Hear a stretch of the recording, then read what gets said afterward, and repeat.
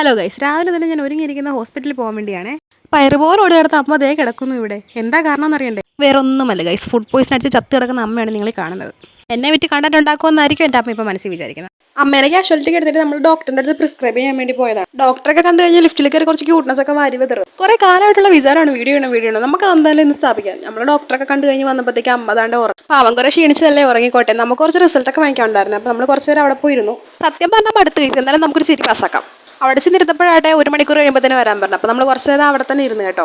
ഇരുന്നിരുന്ന് വേറെ ഒരച്ചോന്ന് എനിക്കൊരു സംശയമുണ്ട്. സത്യം പറയാലോ, മടുത്ത് 1/4 മണിക്കൂറായിട്ട് ഒരു ഒറ്റ ഇരിപ്പാണ്. കുറേ നേരം ഇരുന്ന് കഴിഞ്ഞപ്പോഴത്തേക്ക് ഞാൻ വിചാരിച്ച് കുറച്ച് നേരം എണീറ്റൊന്ന് നടക്കാമെന്ന്. കാലും കൈയൊക്കെ ഒന്ന് ആക്റ്റീവ് ആവട്ടെന്നേ. ഞാൻ ഈ വീഡിയോ എടുക്കാൻ നേരം ഹോസ്പിറ്റലിൽ ഒരുമാതിരി ആളൊഴിഞ്ഞ പൂരപ്പറമ്പ് പോലെയായിരുന്നു. അങ്ങനെ വരാൻ വഴിയില്ലല്ലോ. അതെന്തെങ്കിലും ആവട്ടെ, നമുക്ക് വീണ്ടും റിസൾട്ട് വാങ്ങി നിർത്തിയല്ല. അങ്ങനെ 1.5 മണിക്കൂറിൻ്റെ കാത്തിരിപ്പിന് ശേഷം നമുക്ക് റിസൾട്ട് കയ്യിൽ കിട്ടിയേ. ഇതുമായിട്ട് ഞാൻ നേരെ കാഷ്വാലിറ്റി ചെന്നപ്പോൾ അവിടെ ഓൾറെഡി ഡോക്ടർ ഇരിപ്പുണ്ടായിരുന്നു. അപ്പോൾ ഡോക്ടറിൻ്റെ റിസൾട്ടൊക്കെ കൊണ്ട് കാണിച്ചേ. അപ്പം ഡോക്ടർ ഒന്ന് അമ്മേനെ വീണ്ടും ഒന്ന് ചെക്ക് ചെയ്തേ. അതെല്ലാം കഴിഞ്ഞപ്പോഴത്തേക്ക് അമ്മയ്ക്ക് ഉച്ചക്കത്തേക്ക് ഒരു മീൽസ് വാങ്ങിച്ചു കൊടുത്തു. രാവിലെ അവനൊന്നും കഴിച്ചിട്ടില്ലേ.